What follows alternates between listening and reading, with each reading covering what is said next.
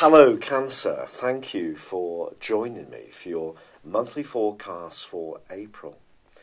This promises to be one of the most important months for your relationships for a very long time. Now I know I've been saying this to some degree all this year because of the collection of energy in your sector of relating at the turn of the year, and of course that delightful conjunction between Mars and Jupiter in your sector of passion as the year came to a close. But since then, of course, there have been a lot of other influences, not least the eclipses, and those have certainly given you a lot of food for thought. But this is a month which begins with Mercury, the planet of communication, in a very visible part of your scope, to do with work, to do with how you interact with the world at large, to do with how people view you. The Sun's in this location as well. But of course, at the very end of March, there was a full moon which saw you needing to balance your home and worldly interactions in a way which worked for you. But it was your relationships, both at home or at work, which may have been giving you the most food for thought. Now that influence is still going to be ongoing through to the middle of this month. But Mercury is tracking backwards. And Mercury tracking backwards in the 10th house could see you oscillating between what you should do about an employment situation or about anything where you commit yourself to a role in your community that helps people, perhaps a leadership role, perhaps where you take a lot of responsibility. Mercury here can also see you thinking about business. If you're a more entrepreneurial crab, this can be a time when you really can revisit your talents and think about how you can reshape things and demonstrate to others your capability and the way that you can command more respect.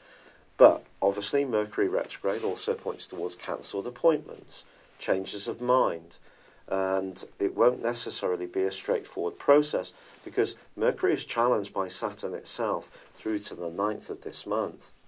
Now equally in the first week of this month, well, there is a conjunction between Mars and Saturn in the sign of Capricorn. For you, this really is quite a challenging combination. People who have Mars and Saturn conjunct in a natal horoscope often experience intense frustration and limitation. Because if you think about it, Saturn is about structure, but it's also about restriction. Mars, if you like, is the throttle in the car. Saturn is the handbrake. So it's like trying to drive a car with the handbrake on. It creates a lot of sparks and, not least, a lot of carbon emissions, but also it slows everything down. But what this combination does is ask us to think about things very carefully and to apply our energies in a very focused way, to be very clear about what we want to achieve. Now, for example, if you're someone who wants to interact more with others, perhaps to tell them about your ideas, to raise your profile, which is what's coming from the Sun and Mercury, the way you come across needs to be in a way which is engaging to others and brings them on side. If they see you as forceful or demanding a lot of attention and not necessarily being so cute at understanding what they want from you, this could create some real difficulties around all sorts of relationships in the first couple of weeks of this month. Not least because the Sun then in Aries goes on to square with Pluto. Now Pluto is the planet of transformation. This has been in your sector of relationships since 2008. This may have led to quite a few power plays in the way you interact with others, especially if you've wanted to be the dominant force. Now this combination can once more see sparks fly. If you want to be the top dog in any situation, whether it's in your work arena, whether it's at home, whether it's in a relationship, if there's a lack of give and take and it's more about power, that is going to cause some problems. But of course the archetype of your sign is that you're caring. If you look at pictures of Cancer people, the eyes are tremendously empathetic. That comes from the ruler moon of your sign. I love Cancer people. There's a lot of Cancer people in my life. And I also have the 4th house in my natal horoscope on Moon and Venus, which gives me a very Cancerian way of living. also my draconic chart, which takes the North Node as the first point of my horoscope in terms of my ascendant, well, the Moon and Venus that are in Aquarius move over to Cancer. So I get Cancer. But Cancer energy can be about having a degree of control because it is an important leader sign. This is one of the cardinal signs of the zodiac, along with Aries and also along with Libra and Capricorn. So if you think about it, this month we're getting 3 points of that particular cardinality are being really expressed, because at the start of the month, or from the end of last month, we had the full moon in the sign of Libra, cardinal. We had the sun itself was in, obviously, cardinal, in Aries, and Saturn, which squared up to it, also. So we get this cardinal T-square. And then we're going to get these cardinal right angles, these squares. So if there is a situation in your life where there is a lack of give and take, it is more about someone imposing their will too much on you, or you're wanting, even if you're not conscious of it, to keep things as you wish in your situation, this can be a month of a lot of sparks. But it also can be a month when your relationships can be transformed in a hugely positive way.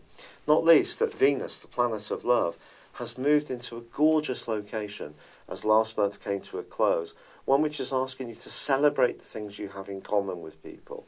And if you are single, it could be for a group situation or an interest that you have where you are drawn towards somebody new.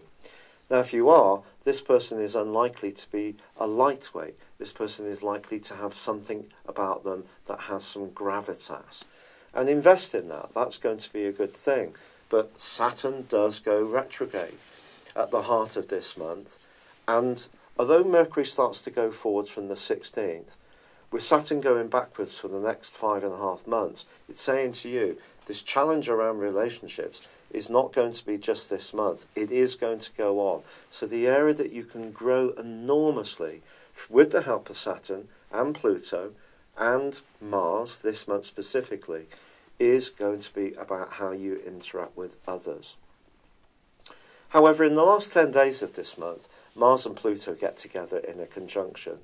Now, if you're wanting a relationship, this can really rev you up and see you much more willing to come out of your proverbial shell and reach out and connect to the person that really takes your fancy. And that could see some huge changes this month as far as your relationships are concerned. And also, the sun moves into the lovely sign of Taurus for you, which is very friendly and much more sociable on the 20th. And that can be very positive as well. But Mercury going forwards from the 16th is not going to be a panacea. It won't be until the 4th of May that Mercury comes out of shadow and gets back to the point where the retrograde first began. So I think when it comes to your worldly involvements and your hope to develop your identity in terms of employment or just in terms of the recognition you get from others, if you're really seeking greater admiration, as long as you don't demand it from others, there's a good chance you can end up with more this month. But if you do absolutely demand it, that can be a problem. But at the very heart of this month, Cancer, is a new moon. And that new moon on the 16th is conjunct Uranus. Now, Uranus, since 2011, full-time, has been in your sector of work. And this particular new moon suggests in the following month that you should be as open and flexible and free-minded as possible when it comes to what opportunities come up and the direction you can take. And that's what I mean about letting go of a little bit of control.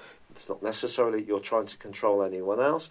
Maybe it's a control you've had over yourself, which is stopping you fulfilling your true potential because there are some fears of how you will be perceived or how the job will be. Or maybe it means risking leaving something that you know intimately and well and stepping into a new dawn, which in itself could be a little scary. But that's a fantastically vibrant new moon. And it's a great chance to therefore shake up the way you work, the way you fit into the world, the way you see the world, to modernise your ideas, to be open to new technologies, new flexible ways of working. Unfortunately, this is the way the world is going. I don't agree with automatic intelligence or automation. I think it's going to cause huge problems. But that's the way the world's working. So the more technically skilled you become, the better it can be. So don't limit your options by this need to stay as you are, which in a way is a kind of control. So please don't take this in a personal context. And then as the month draws to a close, there is another full moon. And this full moon is all about balancing your individuality against how you blend together with the wider world. But it is challenged by the North Node, the point of destiny, which is in Leo. It's inverting, it's reversing backwards, and it's actually going to move into your sign later this year in November. So an exciting development for you, that is for sure.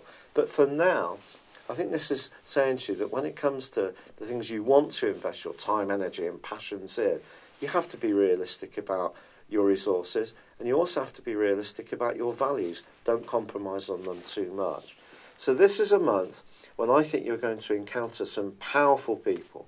They may draw and attract you, some may repel you. You may have to stand your ground if someone's being unfair to you and assert what you want from situations. On the other hand, if you've been used to getting your own way for a long time in a situation which is not working as well as you might think it is, someone you interact with closely and have done for some time may be the person who's going to be the agent provocateur and stand up to you. And that may require some kind of tussle or battle of wills in order to get a new way of being that can kind of work for everyone involved. It's funny, as I'm doing this video, I'm actually thinking of Brexit. If you are British, whatever your views on it are, and I'm absolutely not someone who's in favour of Brexit, but I respect where anyone else will come from. But do you know, this month's influences reminds me of Brexit in a way, because it is about power. So if you think about that situation where the EU wants to keep a certain amount of authority in the situation, the UK wants to get a lot more, no one's going to get everything they want. And maybe that's really the metaphor for this month, but it still gives you rich possibilities to go out there, interact a lot more, emerge, but just accept that you may have to change and evolve to make this a success for you. It's been a real pleasure being with you. Thank you for joining me. I'd love it if you would subscribe, if you've yet to do so, or like or comment on this video. But for now, good luck and goodbye. Hello, thank you so much for watching my video. I'd love you to join me at my Horoscope Ace app. You can find this at www.horoscope-ace.com. You can use it through Android, iOS, Apple or Facebook. Check out your ascendant or your moon sign or download your free birth chart. There's all your favourite videos, plus there are daily, weekly, monthly and yearly horoscopes for general, love, Chinese and Indian astrology. If your passion is tarot, there's my brilliant 3-card money or love tarot readings too. And it's all there at www.horoscope-ace.com. Thank you.